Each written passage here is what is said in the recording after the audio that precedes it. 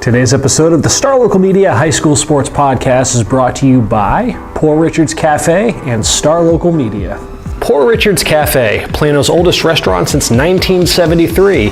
They are open daily from 5:30 a.m. to 2:30 p.m., serving the three most important meals of the day: breakfast, lunch, and dessert. It is true Texas home-style cooking made with love and grit. That is Poor Richard's Cafe, located off of Avenue K in Plano.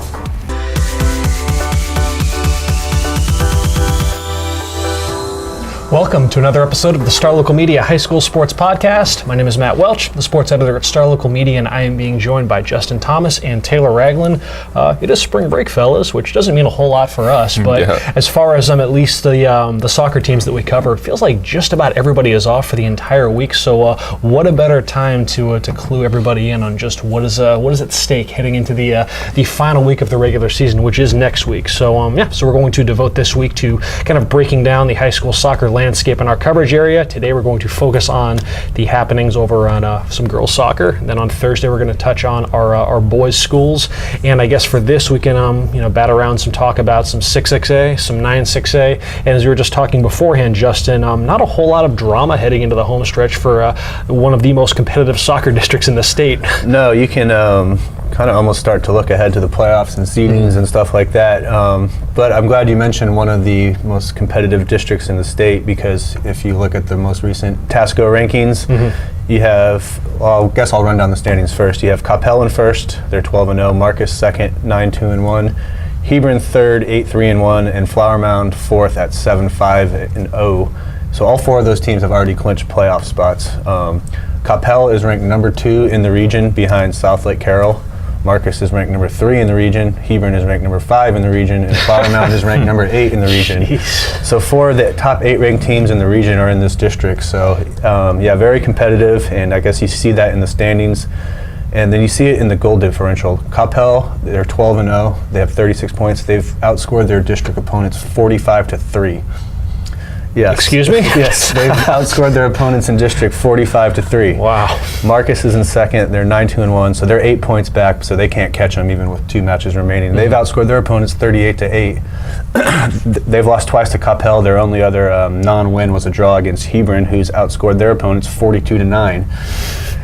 Then you have Flower Mound, the only other team with a positive goal differential, 27-17. So pretty clear cut, the top 4 teams in this district. And then so you could have a little change. Hebron could catch up to Marcus, but if you look at the common opponents, you would expect Marcus and Hebron to both kind of win out. Marcus finishes with MacArthur and Louisville, and Hebron finishes with Louisville and Irving.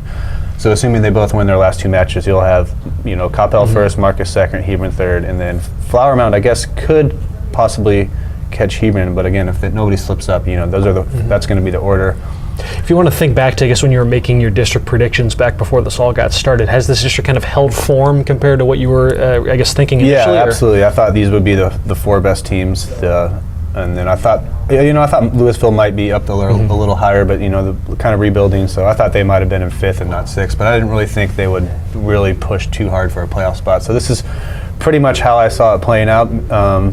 Maybe you could have juggled the standings a little because of what Marcus lost last year. Flower Mound got off to a good start, but pretty much, these are pretty close teams, and pretty much what I saw coming. I mean, to have 3 of the top 5 in that region, you got to wonder then how that's going to play out come postseason time. Well, the one thing you have to also look to in the postseason is, it's tough to project wins and stuff, but if you do, we would get one of these ridiculous yet incredible 3rd round matches where you would have number 1 South Lake Carroll playing number 2 Coppell in the 3rd round.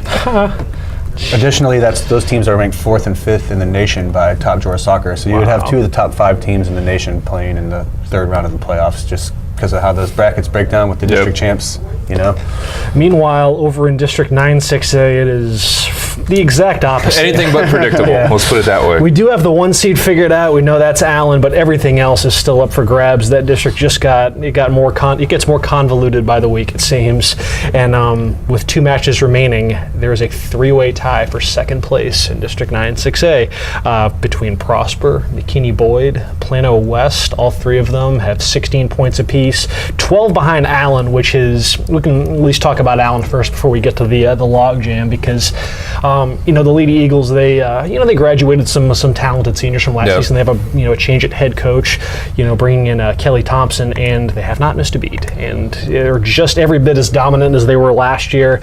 They a plus 20 goal differential. They've outscored their opponents in district play 22-2.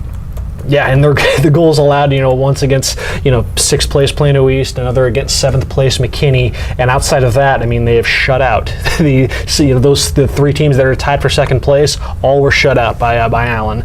It's just it's a testament to the work on the back line, led by Madison Williams, the reigning Defensive Player of the Year from 6A last season, plus the work in goal by Jennifer Peters, who I believe got Goalkeeper of the Year last year. Their defense is just as stout as you'll find in the state, and then the offense has been incredibly balanced over their last 7 matches, a stretch where they've outscored their opponents 12-1. Those 12 goals have been split between 7 players, so everything from Jordan Colbert, Laurel Landry, Ashley Williams, Haley Spray, Addie Tate, Andrea Ridgely, Abigail Seuss. There's just so many weapons that Allen can beat you with, and a team that is they've already got the district title locked up, 2nd consecutive year that they will enter spring break with the district title in tow, and probably looking at another pretty impressive playoff run coming up, all things considered. But new coach for them this year, right? Yeah, said Kelly Thompson came over after winning some state titles over at Ursuline, and has picked up right where Coach Albury left off last season. So yes, another strong campaign on the pitch for the Allen girls. But the real drama is what's happening below the Lady Eagles, whereas Allen has just laid waste to everybody else. The plot has indeed thickened with Prosper, Boyd, and Plano West all in a logjam for 2nd place. And of those 3 teams right now, so like I said, Allen has 28 points in 1st. Then you have those 3 in 2nd place with 16 points, and then 4 back from that 3-way tie is Plano in 5th place. They have 12 points. Plano East has made a pretty impressive second half surge. They are still in the mix. They have 11 points in 6th place. McKinney bringing up the rear with just 2. The big thing in just looking at these 3 teams is that if you're just going to kind of gauge on who's playing, the best at this juncture of the season, you got to look at a team like Prosper, which has really picked it up in recent weeks. I was out there last Wednesday when they shut out Plano West, one of those teams that they're tied with now. They beat them 5-0. And that's not easy to do. No, it's not. West it takes a lot of pride in their defense and brought back a lot. In the backfield and takes a lot of pride in winning, tight matches and not letting opponents score a lot. So to go out and win 5-0 in this district against anybody is impressive. But especially, that's a team that takes a lot of pride in that. So yeah, that's a little bit of an eye-opening result there for sure. Prosper, the only other team besides Allen in the district that has a goal differential of more than +1.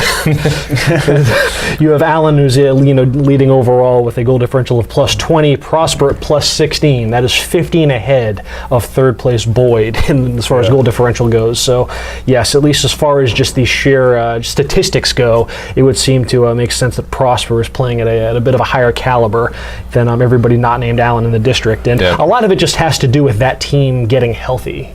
You think back to it wasn't, what is it today? Today's March 11th. You look at the Tasco poll back in, a month ago, February 4th, Prosper was actually the number 1 ranked team in Region 2, in 6A.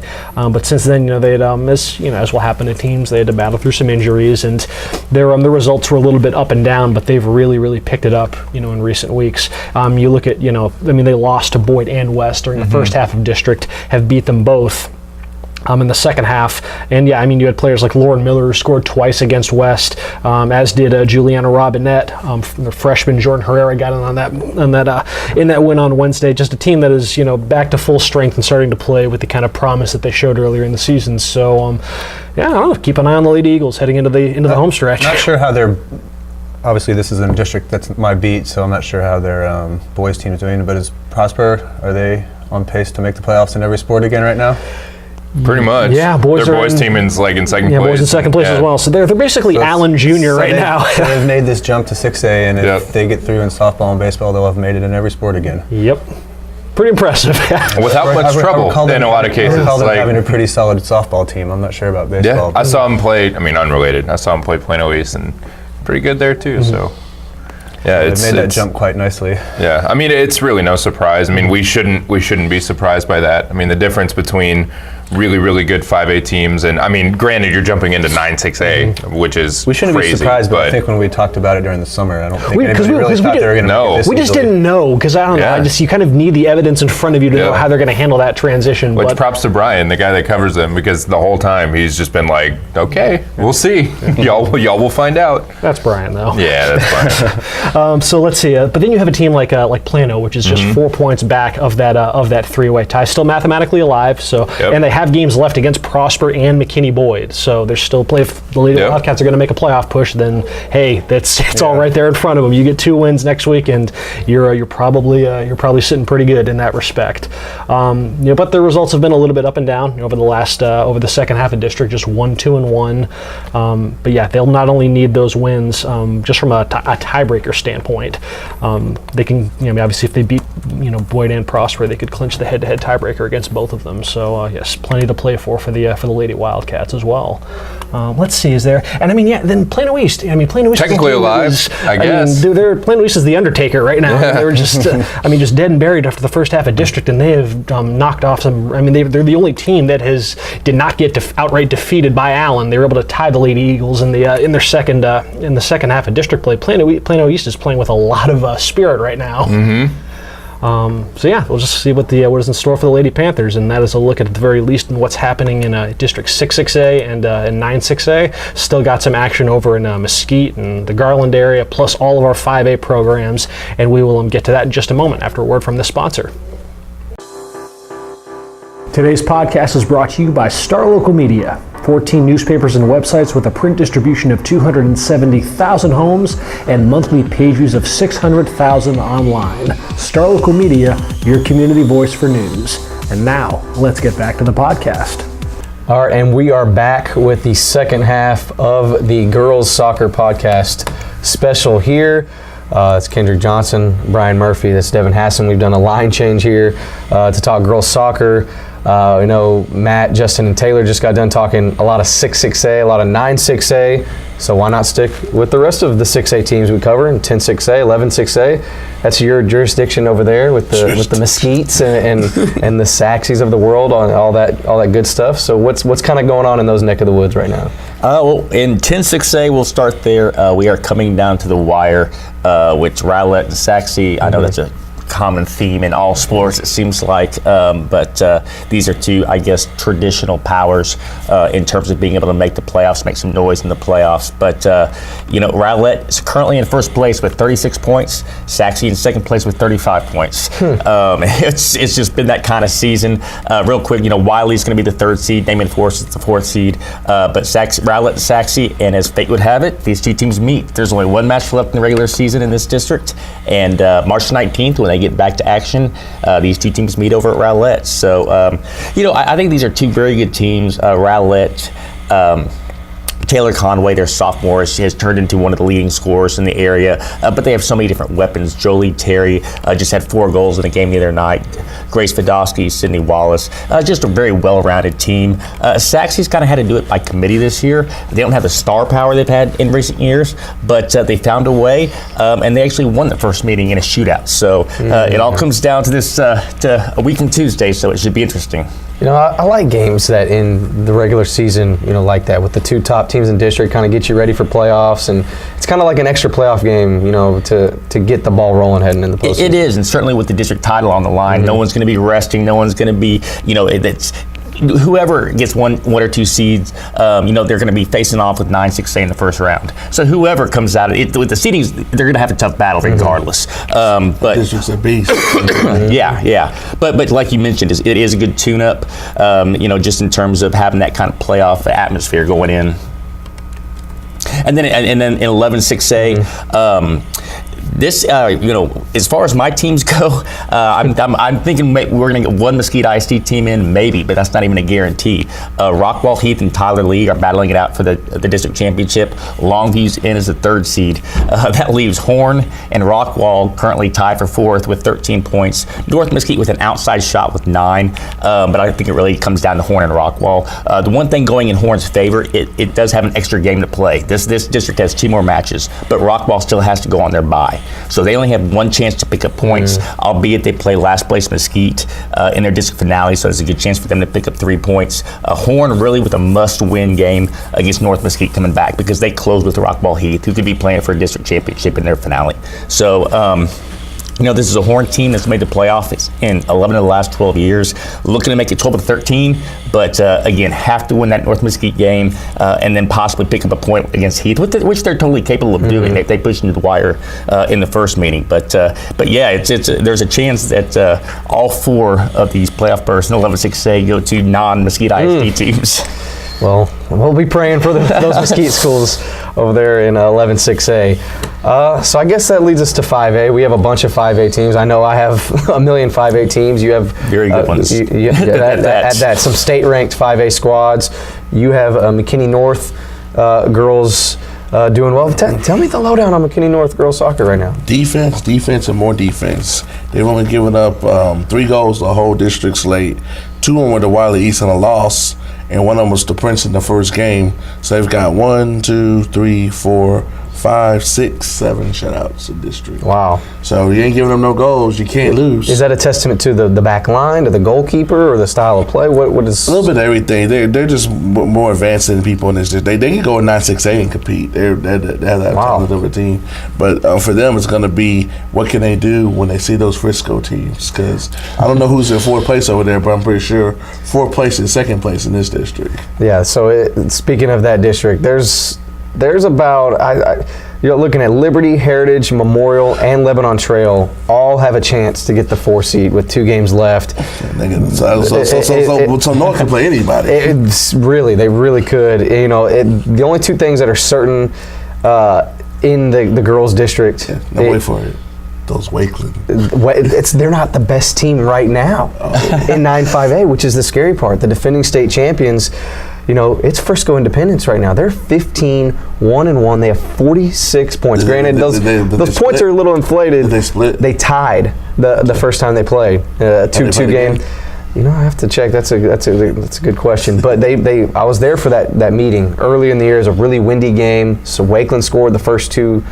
They were up 2-0 at the half because they had the wind. Independence got the 2 goals in the second half because they had the wind.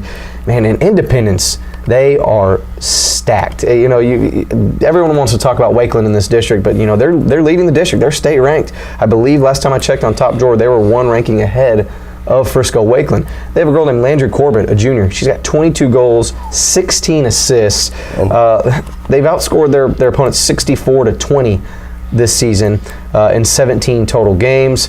They have a bunch of other girls. Ashley Merrill, another junior, she's got 11 goals.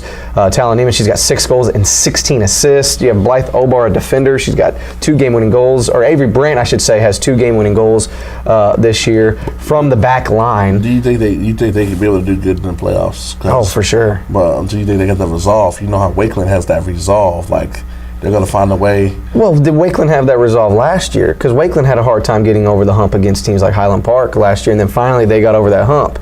But I think, to answer your question, I think the team best suited to make a deep playoff run is Wakeland, since they've been there, done that. Granted they have a new coach, but it's Jimmy Langford. Jimmy Langford's won state titles all through McKinney. He's won one at McKinney North and McKinney Boy. Yeah. And so now he's here with this championship team at Wakeland already. But I'm not so sure that Wakeland is the best team in this district, seeing that Independence is there. And then you also have Centennial, a team that won a state title in 2015. They have that 3 seed locked up. And then, like I said, there's a million teams fighting for that 4th spot. It's going to go down to the wire. There's some different matchups that are favorable for some teams, but you still have Heritage that has to play Wakeland. You have Liberty that has to play Centennial. You have Memorial that still has to play Heritage and Lebanon Trail, and Lebanon Trail still has to play Memorial, and then they play Lone Star, who's at the bottom of the pack, so that could benefit Lebanon Trail. But there's so much to be played out in these final two games. Any games at the start like that, so the win they would be do. a factor. Wakeland plays next week at the Star, I believe, on a Wednesday. I think it's a doubleheader, but I have to go double check. They do a game at the Star each week with with the different Frisco teams. It's nice. You don't have, because this time of year that wind is gusting. No, you got to pay for those. But the wind is gusting. It impacts the game and terribly in a lot of these matchups, and especially in the playoffs. Strategy. Yeah, and then you have to play a completely different way for one half, and then play a completely different way the second half. And that's how it was. Like I said, when I saw Wakeland and Independence play early in the year, back when it was cold and windy, I'd love to see them play at the Star and really to see who the best team in that district is right there. Who's the best player? Gracie Stores. It's Gracie Bryant. She scores 1 or 2 goals every game. Special. She like 5'2", this big. That will make you look silly. Yeah, we've had her on the podcast before. She's that striker, that center forward for Wakeland. She's getting the steal. Yeah, she's kind of like Messi. If she gets that ball in that box, she's going to work her magic, and she's got to boot it with her left foot. Landry Corbett over at Independence is really special as well. Like I said, 22 goals, 16 assists. Those are insane numbers there. But she was the all-area MVP. Yeah, I'm hoping later down the road an Independence Wakeland soccer matchup would be fun stuff. And now what's going on over with the 5A Mesquite schools? 13-5A is about the Forneys. Okay. As far as the district title is concerned, Forney has 31 points, North Forney with 27. Those teams still have to play. And actually, North Forney has an extra game in their pocket as well, so they have a chance to pick up some more ground. As far as the Mesquite ISD teams, they are in the playoff hunt. Poteet and Terrell are currently tied for third place with 16 points. West Mesquite back there with 12. Still with an outside shot, but it's going to be tough. Now, I've seen West Mesquite play in the first round the last few years, but they've always had to play the Friscos, or they ran to Prosper one year. I think it was the second one of those early rounds, and they just couldn't compete. Yeah. And didn't they have a new head coach come in as well? West Mesquite, has been there for a couple of years. But they're going to be. They don't have that playoff experience in terms of, they've been bounced in the first round when they've been able to make it there. Poteet, conversely, is going for their 23rd straight playoff appearance. Poteet, though, has run into those Frisco schools in the second round. It's getting kind of odd how their brackets have aligned sometimes, because there was even a couple of years ago where this district or the Poteet West Mesquite district would get a bye in the first round, and then they get Frisco in the second. And so it was not a good matchup there. But I really expect Poteet to come out of this. They have a new coach, they have a lot of new players, but they've kind of put it together when they've had to in some key matches here recently. They play Lancaster when they come back from the break, who's in last place. Okay. I think they won 12-0 the first game, so unless something has drastically changed over the last month. Should be 3 points coming their way. It should be 3 points, which would sew it up. Again, West Mesquite is still mathematically alive, but they need a lot to happen. So I think Poteet, as far as my Mesquite teams, will come out of this district probably with the 3rd seed. And again, they have that different side of the region where they avoid the Frisco schools. They avoid McKinney North until 3-4 rounds deep. So it's hard to forecast when they're playing those East Texas schools. But this has been a group that's been able to make some nice runs in recent years and in recent sports. We saw it in the winter. We saw it back in the fall, going against that East Texas competition. So, if Poteet gets in and they get that 3rd seed, I think they have the ability to make a little bit of noise. Yeah, because I know the East Texas region, they get the lighter, because for soccer, the more competitions in Southeast Texas, and they play the Houston schools.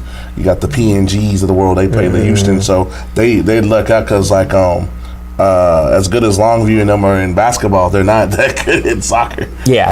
And it's like I say, it's so hard to tell because you don't have that common competition. Yeah. It's hard to say how good Lufkin is if based on their record or Sulphur Springs or whatnot. But in some sports you'll see a team come in with a great record and they'll just get pasted in the first round. And then you have a team like Sulphur Springs, what was it, boys basketball? That where they came out and they had a great record, didn't know how good they were. Well, they proved how good they were. So, it's just so hard to tell. But, again, it's the first things first. You got to wrap up that playoff berth. That's what Poteet's looking to do when they get back from spring break. And another team that's wrapped up a playoff berth, might have a district title coming their way, is Little Elm.